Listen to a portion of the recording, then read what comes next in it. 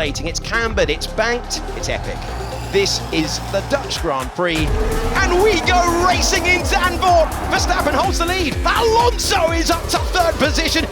So close to contact. Lando just runs him out of road. It's great to see the spirit of the crowd. The Orange Army expects. Hamilton around the outside. Max Verstappen will take P1. 100,000 fans go crazy. Verstappen crosses the line to win 9 Grand Prix in a row. Yes. The Orange Army expects, but will those expectations be met as Formula One returns after the summer break and after a run of races before that break, which saw Max Verstappen go 4 Grand Prix without a victory? Things are finally poised as F1 gets back to racing ways with a keen battle for both Formula One World Championships raging. The drivers are all here. They are all primed. They are all ready, as are we, as are the teams, as we're sure are you, for the return of action. 10 races left in this 2024 F1 season with everything to play for, both in the Constructors and the Drivers' World Championship. Welcome, folks, to your weekend warm-up. Welcome to a very cold, very windy pit lane here at Zandvoort with myself, Will Buxton, with Lawrence Barretto, with Jolyon Palmer. Guys, how's the summer break? You enjoying being back? Oh, I loved the summer break. It was a great chance to recharge, but I'm ready to go. Like, I'm ready for these final 10 races. I'm excited to see what's going to happen this weekend. Jolyon? Yeah, what he said. It was nice to have a couple of weeks off because it was so frantic, the period before the summer break. Every race was a cracker. It was a pleasure to call, but I'm ready for more of that now. Got a massive crew on site this weekend. Also on the show a little bit later, our lead commentator Alex Jakes and F1 strategist and newly married. She's had a great summer break. Ruth Buscombe-Dive, you'll be hearing from them later. And there is a lot to talk about on this show because after we went off air last time out in Spa, news broke there and then. George Russell disqualified from the win in Spa. Lewis Hamilton, his teammate, inherited that win. Then during the summer break, no let-up. The news came thick and fast. Sergio Perez still has a job at Red Bull Racing, but one man who is leaving Red Bull Racing is Jonathan Wheatley, who will be moving down to Sauber/Audi to join Mattia Binotto in running the team there. Carlos Sainz has signed for Williams, and at Alpine there's a new team boss there in the guise of Ollie Oakes. We'll be trying to get through all of those topics and more during this show, but first, why don't we take a very quick look back at the last Grand Prix at Spa-Francorchamps. Welcome to the Belgian Grand Prix. Quite a tasty grid here. It's anyone's game. Great start for Lewis Hamilton, he's up to second place, and he's onto the gravel in the background for Lando Norris. Let's see how you do under pressure. To the race lead for Lewis Hamilton. Pick myself up, moving on to the better. Well done, Max. Hamilton coming in for a vital stop. Crikey. Oscar Piastri. Superb move. And it's Russell versus Hamilton. It is close. It's going to go all the way to the checkered flag. Driving brilliance from George Russell, who wins the Belgian Grand Prix. Hold on a minute. George Russell has been disqualified. It means Lewis Hamilton wins this year's Belgian Grand Prix. Back with a vengeance, I show you the ropes.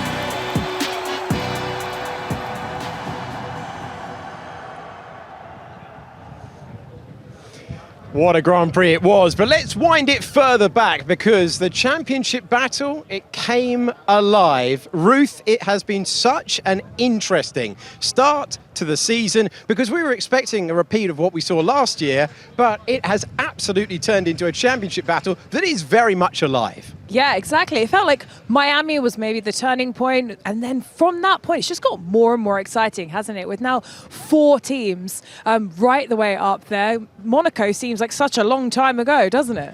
It really does. We've had 7 different winners in the first 14 races, including, starting with Lando Norris, 2 maiden winners, crucial for the McLaren team that they got those wins in. You've seen that with drivers make that breakthrough. How does that affect a driver and their confidence going forward? it's such a huge, kind of a monkey off their back, especially when you have drivers that have done a lot of race starts. It's such a momentous thing. And also being able to know that you can get that car across the line in P1, it is such a huge mental boost going into this wonderful last 10 races. Absolutely. Also, in terms of the constructors, 4 different constructors taking the top step. That is the first time that has happened since 1985. We've got this for you now. It has been, against expectations, hugely competitive. And this was the point situation after we had George Russell take the top step, and then the revised result is appearing in front of you now. Yeah, it's really kind of a tale of two halves in that first half of the season, so I guess 2 quarters. And at the start of the season, it really looks like Ferrari are championship competitors. They're scoring 31.5 points on average up until Monaco, and then that drops to almost half that rate, less than 15 points per race. Whereas Red Bull, you can see that they are kind of unmatched all the way up until the McLarens and your Mercedes really start taking points out of them. And actually, they were scoring 34 points a race until Monaco, drops down to 22 afterwards. And their kind of closest competitors now, McLaren,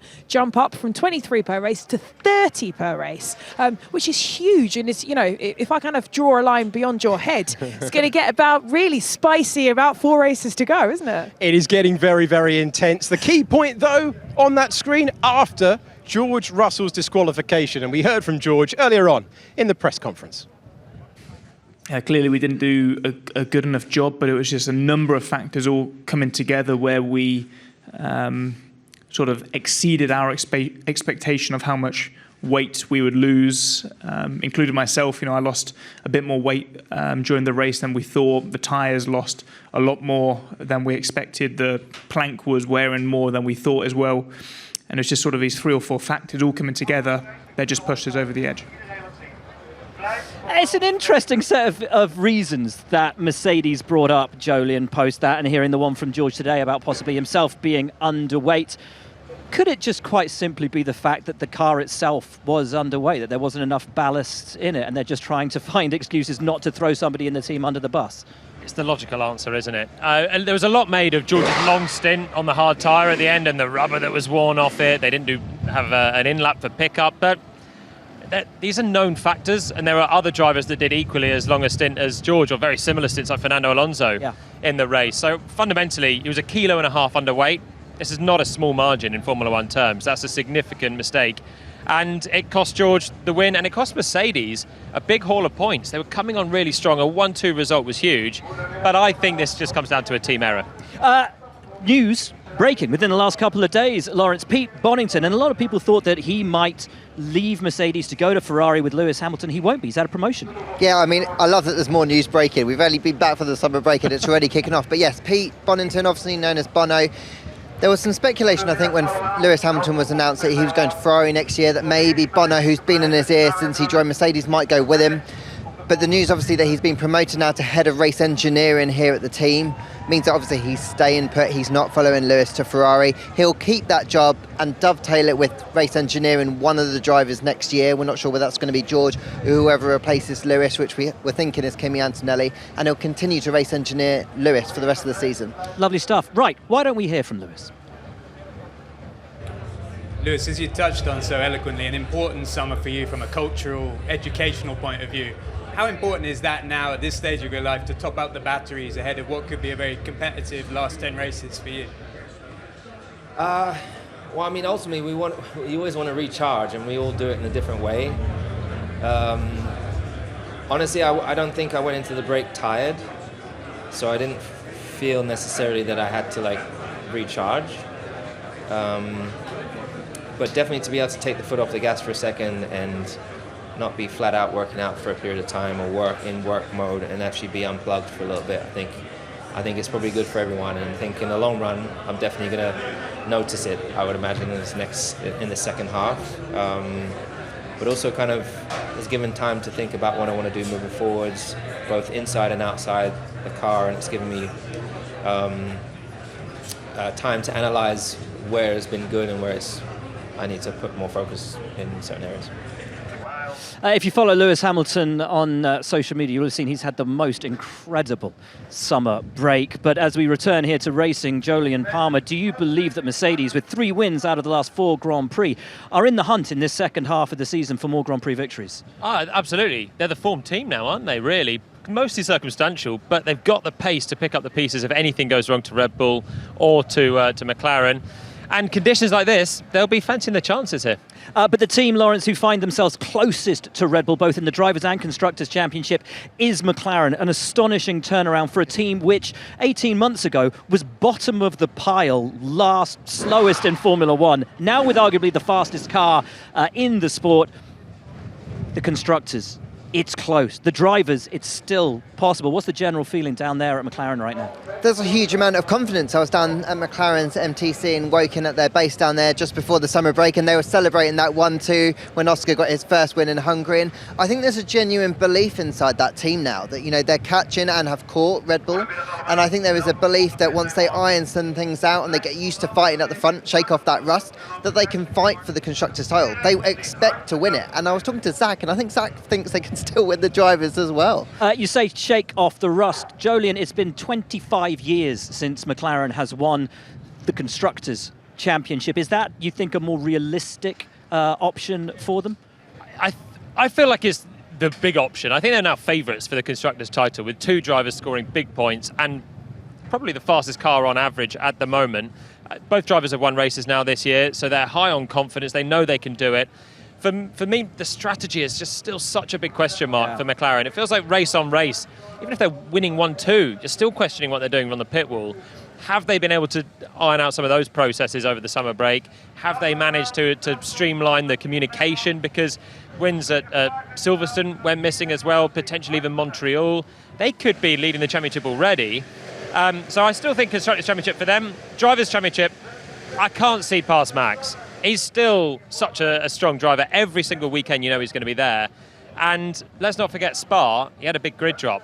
And he could have won that one had he started from pole. But here's the thing. We have McLaren, we have Mercedes, potentially the 2, as you say, form teams at the moment. There's 250 points up for grabs if you win every Grand Prix for the remainder of this year, Lawrence. There's still a chance this Drivers' Championship could be taken away from Red Bull. I think that's why Zach and team principal Andrea Stella are so punchy. I think that it only takes 1 DNF from Max. That puts the pressure on. It takes another DNF from him. That heaps the pressure on. Look, Max has lost a little bit of momentum. Red Bull have lost the momentum. We've just talked about McLaren and Mercedes having it. That's so key in Formula 1 these days. And that is, of course, just the 250 points from the Grand Prix format. Sprints, of course, as well. Why don't we have a little here from our P2 man in the championship, from Lando Norris. So Lando, after the last Grand Prix, we heard typically harsh, self-critical phrases from you, like stupid mistake, you needed a reset. Have you had that reset, and do you come here feeling confident that you can start chasing that second win? Yeah, I mean, everyone's had a reset. I've had time to kind of review and to look back on plenty of things. So that's been a good thing for myself and for the whole team. I think the main thing was to not forget how good of a first half of the season it's been. But there's just been a few too many little things which have let myself down and let us down as a team. And when we're fighting for a championship and we've got to fight at a championship level, you can't afford to make those little mistakes. So from my side, just trying to iron some of those things out is the main importance. Lando making those mistakes, ultimately costing him points in the first half of the season. A lot of goodwill, particularly at the team and throughout the pit lane, towards Oscar Piastri as he starts to take more of a grip at McLaren, and he took his debut win, so we understand from him over the summer break, with damage to his ribs, which we understand he may have taken on at the Austrian Grand Prix. That's all fixed, so a fully fit Oscar Piastri back here for the start of the second half of the season. Right, guys, we find ourselves down here at Red Bull. The Dutch expect a Max Verstappen win. It might not be that easy. No wins in the last 4 Grand Prix, but he has his same teammate coming into this second half of the season. Let's talk about that to start off with down here at Red Bull Racing, because it was the big question going into the summer break. Lawrence, were you surprised, given all of the talk, and this was talk coming from Christian Horner, Helmut Marko themselves, that they weren't happy with Sergio Perez's performance? Were you surprised that they took the decision to keep him on board despite all of their seeming concerns about him? I think I was surprised because it felt like all of the sources that we had, all of the media that I'd talked to and their respective sources had believed that Sergio wasn't going to be in the car after the summer break. So for that bombshell to just drop was quite frankly sensational. He's got the chance now to prove that he deserves to keep the seat, but it's by no means certain that he will be in the car for the rest of the season. I think they want performance and they want it quickly. I think he's got the chance now to prove. He's had the chance for quite a while, hasn't he? The thing is for Red Bull, okay, they've kept stability and they are now in a dogfight for the championship. So they're obviously choosing stability. They're choosing to keep Max happy, having the teammate alongside him, no shuffle. There's no obvious candidate to put in Checo's place for this year. But Red Bull have a sort of embarrassment of riches on the bench at the moment, with Hadjar leading F2, with Liam Lawson still twiddling his thumbs on the sidelines. They've got to get those guys into cars because these could be potential next Max Verstappens, and they're the ones that they need to have a space somewhere. Yeah, I think Hadjar's having a sensational season in Formula 2. Helmut Marko reportedly today saying that Liam Lawson will be in a Red Bull operated car next year, be that down at RB, be that here at Red Bull. Liam Lawson, Helmut Marko saying will definitely be in Formula 1 next year. Is that in place of Perez? Is that in place of Ricciardo? Maybe Tsunoda? Who knows? Nobody knows with the frequency in which these guys change the driver lineup. Jordan, one thing I want to get cleared up before we move on. A lot of talk over the summer break about a rule change which we have seen coming into this weekend about asymmetrical brakes. We know that Formula 1 cars in this era are very understeery. The FIA has said there's no suggestion that any team has been using asymmetrical brakes, even though they were legal until this rule changed. What exactly would asymmetrical brakes do to aid a driver, and why have they been outlawed? So there's so many clever things that Formula 1 teams can do to just fine-tune a balance throughout every component of the car. You have a braking system which works front and works rear. If you have asymmetric brakes, you can put more braking load on the inside front perhaps, which could help to slow one corner down quicker than the other and basically turn the car. But it's been clarified now by the FIA. It would be a sort of balancing tool potentially on the way in. It could be an efficiency tool to help decelerate in a later braking situation. But it's been tightened up. Will it affect anyone? Remains to be seen. The FIA have said it shouldn't. Interesting stuff. Right, Max Verstappen, our reigning world champion, going for yet another Formula 1 World Championship. Can he put another win on the board this weekend, get back to winning ways, or has he got a fight on his hands? Let's hear from him. Your home Grand Prix at Zandvoort, clearly it's a busy one for you. How difficult is it to treat it like any other race? To be honest, it's okay. I mean, just coming after the break as well, I always know, of course, that it's maybe a little bit more busy for me, but at the other hand, you just focus on performance. And yeah, just happy to be here. Also looking forward to the weekend itself. Like, it looks like there's a bit of rain around as well, typically. But that's okay. I'm just excited to get started again. Looking at how the season is at the moment, for sure. It looks like also there are many more teams involved, that can actually win a race. So for sure, I'm not coming into this weekend saying that, yeah, we're going to win the race. I just want to have a clean weekend, understand the car a bit more, learn from it. Of course, we analyzed a lot over the break and tried to do things maybe a bit different or better. And we'll find out, of course, over the weekend how that will go. And as you can see, the weather is very, very windy, and that makes such a difference here. It's currently about 60 kph, which, if it stayed like this, would be as windy as Baku 2018, which, to my memory, is the windiest race ever. The records are pretty bad there. And we're expecting this changeable weather to stay all weekend. At the moment, a bit of a risk of rain for Saturday, and the wind may drop, but you never really know here. And that's one of the many things that make this track so unique. 72 laps, and the circuit is dominated by these really high cambered corners. The actual banking on turn 3 and turn 14 is double the banking of the famous Indy 500 track, up to 18 degrees. It's not just those two corners that make this track special. We've got this fantastic run into turn 1, which is your biggest overtaking spot of the whole track. DRS detection out at turn 12, and last year in that changeable race, affected by changeable race conditions, we had 188 overtakes, a record record for Formula One. The most number of overtakes we've ever seen in a race. So if it stays like this, we're set for an absolute blinder, especially with 4 teams in championship competition. So, Ruth, last year, you're talking about the number of overtakes that we had. Last year was the perfect example of a day where if you've not had the season that you were hoping for, if you've not got the car underneath you, that is a strategist's dream. It started raining on the formation lap. Take us to the pit wall.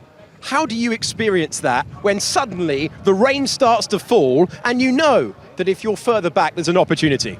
Well, if you're anywhere, there's an opportunity because each team had to decide. Now, one special thing about the Zandvoort layout, which has changed for this year, is that it was so tight, you could not box the car and box your teammate at the same time because otherwise you get a traffic queue, as we had in 2022. So we had this special rule last year that you had mandated starts either on an inter or an ex-wet, which we knew meant that everybody was going to start on the slick tyre. Now here, teams had to decide not only if they were going to box their car, but which of their cars to pit, because you could only really fit one in. And as you say, it's a very short lap here and you had to react. I believe it was about 6 cars that came in. Everybody that came in, including my boy Joe, did very well. We were running as high as second. Unfortunately, it did stop raining and then we got overtaken by everybody. I had to get that in, but we nearly got a podium. We were in front of Gasly. What is your thinking at this point? Are you just going, we're going to do the opposite to the front runners? What is the physical step-by-step process for you at this minute of the Grand Prix, though? So in the wet, that doesn't really work. It's not like dry strategy. You have to do what you believe is the fastest strategy for you. And it also depends a lot on how you think your drivers are going to kind of react as we get another bit more changeable weather coming straight through. How they're going to react and information from them. So it's a team effort, but teams have all these processes. You have last call points. And I think it was, up to 6 teams decided to kind of take that in on that lap 1. And we did see a huge difference. Q1 the day before, it was a massive changing in terms of the sector balance here, with sector 2 drying out much, much faster than 1 and 3, which of course isn't particularly helpful when you're sat in the pit lane. So it's a case of making a quick decision, but using processes that you put in part 4. Very quickly, from a strategist's point of view, is that a moment that you desperately want, or is that where you feel the most pressure?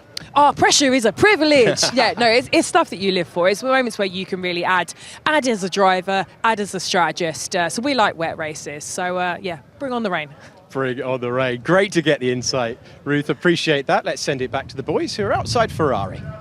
Will we get rain this weekend? Who knows, guys? Today was supposed to be sunny and fair, but it's grey and windy and just starting to rain. I think it's going to be changeable all the way through, as has been the season of Ferrari, from race winners earlier in the year, Lawrence, to really yo-yoing around in terms of their competitiveness.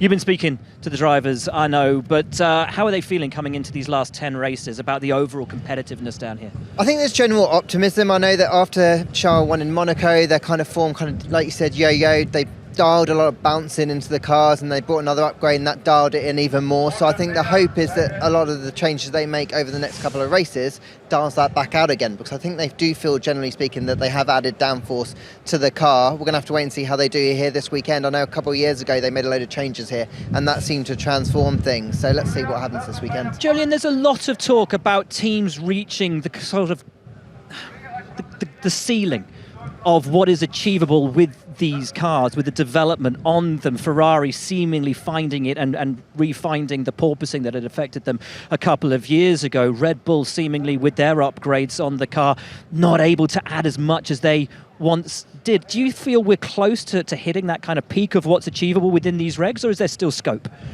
I mean, there's always, it gets harder as you get quicker, doesn't it? As the first parts of the low-hanging fruit, and then you're trying to find the last hundreds. And Red Bull have got themselves into that situation, really. They went different with the RB20 design, and they're struggling. They're bringing upgrades and not finding leaps of performance like they used to. I think Ferrari are different. I think they've bought upgrades, they've made some gains, but they just had a misstep with their Barcelona upgrade, which introduced porpoising at high speed, so they're working on it. And they've got, if they can understand that again and maybe even just a fine tune, can get them back to the right path. So I think there's still scope for Ferrari more than Red Bull, because Red Bull have just been at the forefront for so long and everyone's working up to that level. Tifosi, I'm sure, will be hoping that this second half of the season starts the way the first half of the season did for Ferrari. Let's hear from Carlos Sainz, leaving the team at the end of the year, but newly signed with Williams for 2025. Carlos, it looked like that decision on your future was causing you quite a lot of psychological stress. With that now alleviated with your decision made to go to Williams, does it mean you can really look forward to the last 10 races as a Ferrari driver clear in your mind? Yeah, exactly. And I'm also, in a way, proud of how I managed to perform in the first half, given everything that I had to deal with during that first half. It was extremely tough, to deal with both things at the same time. But now I'm gonna have my full attention and my full focus on 2024 and this second half of the season that I wanna perform as much as possible. Thank you. So Carlos Sainz moves to Williams, finally. The piece of the puzzle which we've been expecting for such a long time, Lawrence. But what does this do for the rest of the driver market over there at Mercedes? I have been bleating on since February about the fact that I thought that Antonelli was going to be in that seat. Are you any closer to agreeing with me that Antonelli is going to be in that seat? Do we feel that's getting closer now? Yeah, I think I've started to agree with you maybe a couple of months or so ago, because I think what happened was Mercedes did their due diligence. They put him in old Mercedes machinery. They've run him on a number of tests now. They've got to see what he's capable of. They've really got a ton of data on him. They've seen his growth in F2 as well with Prema. So I think it's all pointing towards putting him in the car, because I think if Carlos hadn't signed for Williams, he might have held on a little bit longer. But it didn't really feel like Mercedes were offering that carrot enough to haul him into the car, and that kind of suggests to me, really, they've made that decision, and yeah, Kimi Antonelli's going to be in the car next year. Some rumours, I don't know if you've had them confirmed or not, that Antonelli may be doing an FP session in Monza. Yeah, I was reading that, FP1, I think he was going to be taking, I'm trying to think, Lewis's car. Yeah, that's what I've heard as well, but I haven't had it confirmed yet. Okay, cool. Carlos moving there, though, means that the other two teams he was negotiating with, Alpine and Sauber, now have to find drivers, Jolien, and it seems, if you listen to the chat in the paddock since we've arrived here, that friend of the... We're going to lose a co-host, Jack Doohan. It's not me. It's not you. It's not I you. got my hopes up for mate, a I'm second. sorry. Jack Doohan. Seemingly back in the car and racing, making his Formula One debut, which would be so great for him. What a cracking shot as well for Jack, who's been with the team now for a while. And yeah, we're expecting that now to be the choice for Alpine, unconfirmed. But what an opportunity. Having been in the sidelines, he's a popular guy. He's popular with us and he's popular with them. So yeah, I think it's such a big opportunity for him. And it's he's just been there. Other people have been circling around. We know that they were trying to get Carlos, but they missed out, and he's just there as the safe pair of hands they hope to come in and do a good job for them next year. And he's done such a great job for them this year. We know back in the sim, ringing the changes, just running through everything, and the team have been full of praise for the job that Jack has done behind the scenes this year. If he is confirmed, great news for Jack. What does this do, though, Lawrence, down at Sauber? Are they running out of options down there? And what does it say about the actual program itself, that they've lost the guy that was their star, the one that they really wanted to sign in Carlos Sainz? Well, I think the difficult time down there at Sauber Audi is that they've just had a change in management, and obviously they're going to want to have their own ideas about who they want in that car, and it sounds like they want experience, and that obviously leans towards keeping Valtteri Bottas in the car, because ultimately that's his only shot now, I think, of staying on the grid for next year, the way the other seats have fell. They haven't got a lot of choice, they haven't got a lot of time, and they're going to want to start making some decisions pretty quickly. Sergio Perez, maybe, if he gets dropped by Red Bull? It would make a nice story, wouldn't it, returning to the team that he made his debut. But, I mean, obviously he's not thinking about that, Sergio, right now. He thinks he's got his shot. Checo and Hülkenberg. That's like a classic 10 years. Classic lineup. Remember they had Théo Pourchaire. He was a Formula 2 champion last year. I like the story of Jack Doohan getting a seat. I like the idea that you can be a reserve driver, get in amongst the team, and then get promoted. It's a shame that I think they've had some talent on their books, some young drivers. They didn't give them opportunities. Joe came through, but Théo Pourchaire is a Formula 2 champion. He could be well suited for I'd that. love to see Théo in that car after what happened with him in IndyCar. Lovingly nicknamed Teddy Porkchop by the Americans. I'd love to see him actually get that shot. He deserves it.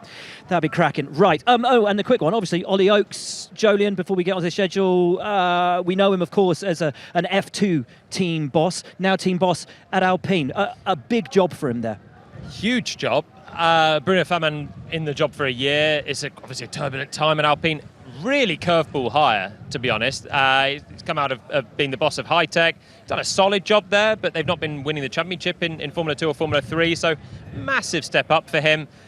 He's going to have, I'm sure, some big names in the background, Flavio Briatore, etc. at Enstone, maybe showing in the ropes early doors. But interesting hire. It'll be interesting to see how he gets on. Lovely stuff. Right, here's where you can catch everything this weekend here on F1 TV as we get back to racing ways with the resumption of the Formula 1 World Championship. And of course, it all starts tomorrow, Friday, here in Zandvoort. Practice 1 coming your way at 12:15. Practice 2 at 3:45 local time.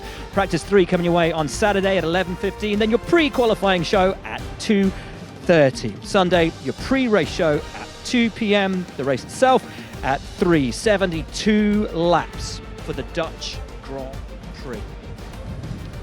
And as we move out of the way, because the Ferrari guys are about to start limbering up at the end of their summer break, guys, should we have some predictions? Or is there anything that we haven't spoken about that you think we need to speak about? Have we covered everything off, Lawrence? I think we've covered everything off, yeah. Oh, Aston Martin. Rumours that Adrian Newey might have signed for Aston Martin. I kind of want an end to the Adrian Newey story. It feels like ever since he left Red Bull, we thought he might be going to Ferrari. Aston's always been linked with it. Williams fancied He's it. going to be the new Carlos Sainz, isn't he? Yeah, everyone's going to get so sick of it within the next couple of weeks. Just announce it already. He did, of course, design the Aston Martin Valkyrie when Aston Martin were sort of a naming partner back in the day, back there at Red Bull. So let us see. F1 Fantasy, of course, is back this weekend. You guys got anything up your sleeves that you're going to do this weekend with your teams? Oh, I can't tell you, Will, because I've actually had a reasonably good run-up onto it, so no, I'm not going to... He's so coy. He's trying so hard on F1 Fantasy. That really breakthrough, you'll get it one day, Lawrence. Wow, you only say that because our battle last year was great. And then Reigning you've champ. fallen... Where are you, Julian, this year? I did a Nico Rosberg. I won it and I've checked out. Lovely. Predictions for the weekend. Who do you think is going to be competitive around here, Lawrence? It's going to be inclement weather, windy tomorrow, wet potentially Saturday, sunny potentially Sunday. Well, the Orange Army don't know anything else, don't they? They only know Max Verstappen win, and actually I think this is a little bit different to say Max Verstappen win given his form recently. So yeah, I think he's going to get P1, but I think the McLarens are going to be good around here, so I think it's going to be an Oscar Lando completing the podium. Lovely stuff. And Jolyon, for you? Yeah, I was going to go similar. I thought we were going to go very different this week, but I still think Max around Zandvoort in this place with this home crowd feels like something special. Last year, anything could have happened, and Max still looked dominant. So I think he wins. I think you've got Piastri coming in second. I think Oscar's there. And then George Russell third. I'm looking at a Lewis win. I don't know why, I just had a feeling about a Lewis win. Yeah, we'll go with that. There is so much happening here at the track tomorrow, both on and off track. They have dubbed it Super Friday, and it would be super if you joined us for everything here on F1 TV. This has been your weekend warm-up. My thanks to Ruth, to Alex, to Jolyon, to Lawrence, and of course for you for tuning in. We will see you tomorrow for Super Friday here at Zandvoort as Formula 1 returns.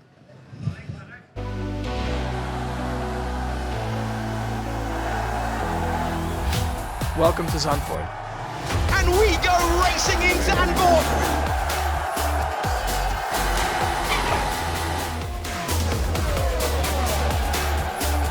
Driving in front of your home crowd is amazing.